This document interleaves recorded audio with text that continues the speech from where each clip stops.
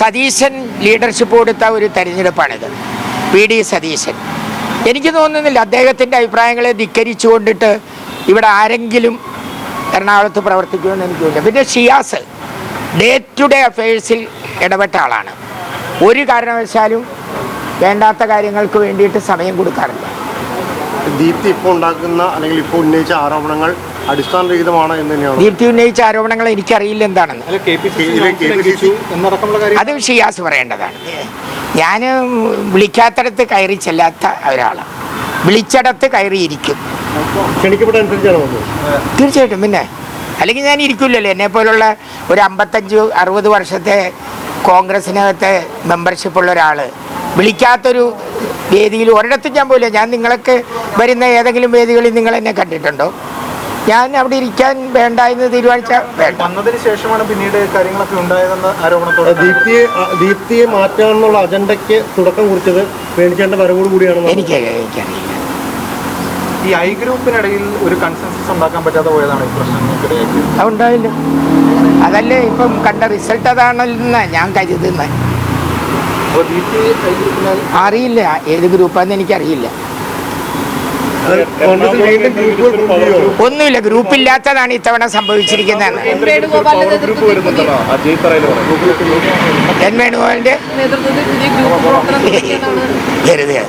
അത് വെറുതെ കൗൺസിലർമാരുടെ അഭിപ്രായം ചോദിക്കുന്നതിനകത്തൊരു സ്വതന്ത്രമായി അത് അജയ് തറയിൽ വെച്ച നിർദ്ദേശമാണ്. കൗൺസിലർമാരുടെ അഭിപ്രായം ചോദിക്കണം എന്നുള്ളത്.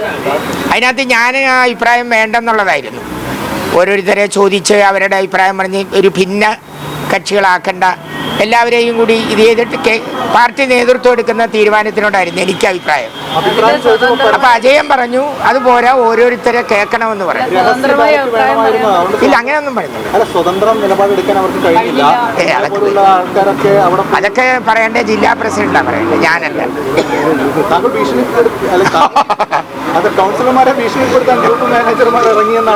എന്നെ ഒഴിവാക്കുക. എന്നെ ഒഴിവാക്കുക. ഞാനല്ല. ഞാൻ ഗ്രൂപ്പ് മാനേജറൊന്നുമില്ല. ഞാൻ എന്നെ ഒഴിവാക്കി. നിങ്ങൾ ഞാനിങ്ങനെ വഴി കുടിക്കുന്ന ഒരു സൈഡിൽ കൂടെയാണ് ഞാൻ നടക്കുന്നത് തന്നെ.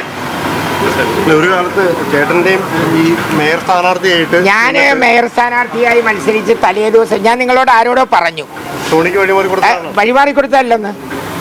അന്ന് വഴിമാറി കൊടുത്തല്ല. അന്ന് വോട്ട് ചെയ്ത് എനിക്ക് 17-ഉം ടോണിക്ക് 23-ഉം കിട്ടിയപ്പോൾ ടോണി മണ്ഡലമോ ബ്ലോക്ക് സെക്രട്ടറി ആയിരുന്നു. ഞാൻ KPCCയുടെ സീനിയർ ജനറൽ സെക്രട്ടറി ആയിരുന്നു. എനിക്കങ്ങനെ സംഭവിച്ചു. ഞാൻ മേയറല്ലാതായിപ്പോയില്ലേ. അത് സ്വാഭാവികമാണ്. ജനാധിപത്യ സംവിധാനത്തിനകത്ത് സ്വാഭാവികമായി നടക്കുന്ന ഒരു പ്രക്രിയയാണത്. ഞാനന്ന് മേയറാവേണ്ടതാണ്. കോൺഗ്രസ്സുകാർ 39 പേരുണ്ടായിരുന്നു. ഞാൻ തന്നെ ലീഡ് ചെയ്ത തെരഞ്ഞെടുപ്പായിരുന്നത്. പക്ഷേ വോട്ടിനിട്ടപ്പോഴത്തേക്കും അല്ലെങ്കിൽ അഭിപ്രായങ്ങൾ എടുത്തപ്പോഴത്തേക്കും എനിക്ക് 17-16 കിട്ടി, 23 കിട്ടി. അതുകൊണ്ട് ഞാൻ ടോണിയെ കുറ്റം പറഞ്ഞിട്ടോ പാർട്ടി ലീഡർഷിപ്പിനെ കുറ്റം പറഞ്ഞിട്ടോ കാര്യമുണ്ടോ? അതിങ്ങനെ സംഭവിച്ചുകൊണ്ടിരിക്കുന്ന ഒരു പ്രോസസ്സാണിത്. തലേ ദിവസം രാത്രി കൗൺസിലർമാരെ വ്യാപകമായി വിളിച്ച് സമ്മർദ്ദപ്പെടുത്തുകയും നടന്നിട്ടുണ്ട്. ഇല്ല, ഞാൻ ഒരിടത്തും പോയിട്ടുമില്ല. ഞാൻ ഏത് ആളുകളുടെ മുന്നിലും എൻ്റെ ഫോൺ ഇട്ട് കൊടുക്കുകയും ചെയ്യും. പിന്നെ ഈ കൗൺസിലിനകത്തൊക്കെ ഓരോരുത്തർക്ക് എനിക്ക് പേഴ്സണലായിട്ട് എനിക്ക് ബന്ധമുള്ള ആളുകളൊക്കെ ഒരുപാട് പേരുണ്ട്. ഞാൻ അവരെയും വിളിച്ചിട്ടില്ല. ഞാൻ അങ്ങനെയുള്ള ഒരു പ്രോസസ്സിൽ നിന്നൊക്കെ മാറി നിൽക്കുന്ന ഒരാളാണ്. പിന്നെ ഇത് സതീശൻ ലീഡർഷിപ്പ് കൊടുത്ത ഒരു തെരഞ്ഞെടുപ്പാണിത്. PD സതീശൻ. എനിക്ക് തോന്നുന്നില്ല അദ്ദേഹത്തിൻ്റെ അഭിപ്രായങ്ങളെ ധിക്കരിച്ചുകൊണ്ടിട്ട് ഇവിടെ ആരെങ്കിലും എറണാകുളത്ത് പ്രവർത്തിക്കുമെന്ന് എനിക്കില്ല. പിന്നെ ഷിയാസ് ഡേ ടു ഡേ അഫയേഴ്സിൽ ഇടപെട്ട ആളാണ്. ഒരു കാരണവശാലും വേണ്ടാത്ത കാര്യങ്ങൾക്ക് വേണ്ടിയിട്ട് സമയം കൊടുക്കാറില്ല. ദീപ്തി ഇപ്പോൾ ഉണ്ടാക്കുന്ന അല്ലെങ്കിൽ ഇപ്പോൾ ഉന്നയിച്ച ആരോപണങ്ങൾ അടിസ്ഥാനരഹിതമാണ് എന്ന് തന്നെയാണ്. ദീപ്തി ഉന്നയിച്ച ആരോപണങ്ങൾ എനിക്കറിയില്ല എന്താണെന്ന്. അത് ഷിയാസ് പറയേണ്ടതാണ്. അത് അതൊക്കെ അജയൻ പറയുന്നതിനകത്ത് ഞാൻ അജയനുമായിട്ടൊരു കോൺട്രവേഴ്സിക്കൊന്നും തയ്യാറില്ല. KPCC നിരീക്ഷകന്റെ അസാന്നിധ്യം ഉണ്ടോ? ഇല്ല, നിരീക്ഷകനെ വിടുമെന്നും പറഞ്ഞതായിട്ട് എനിക്കറിയില്ല. തുടക്കം മുതൽ അറിയില്ല. ഞാൻ ഈ പ്രോസസ്സിൻ്റെ തുടക്കം മുതൽ അവസാനം വരെ ഞാനുണ്ട്. അങ്ങനെ ഒരു നിരീക്ഷകൻ വരുമെന്ന് എന്നോടും പറഞ്ഞിട്ടില്ല, ആരോടും പറഞ്ഞു. തർക്കമൊന്നും ഇല്ലായിരുന്നല്ലോ. തർക്കമൊന്നും ഇല്ലായിരുന്നു.